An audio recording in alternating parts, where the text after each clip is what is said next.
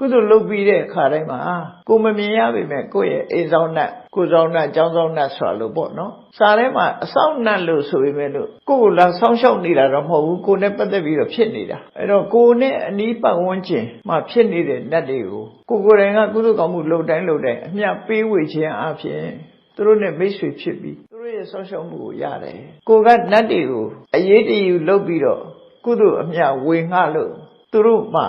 ဘုံကိုတည်စောတက်သွားတဲ့အခါမှာသူတို့ကကိုယ့်ကိုတနာဆောင်းလျှောက်လာမိဘကကိုယ်သားသမီးကိုကြည့်တယ်လို့ပဲနတ်တွေကကိုယ့်အတွက်စိတ်ချနှံ့ပြီးတော့နတ်တွေကကျေနပ်ပြီးတော့ကြည့်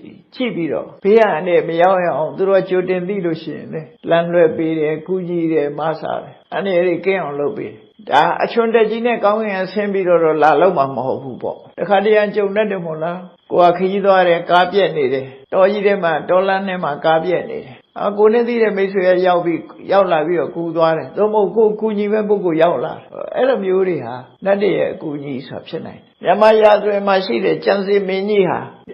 အနောထဘရင်လည်းကတက်ကမင်းပြမင်းတန်တင့်တော့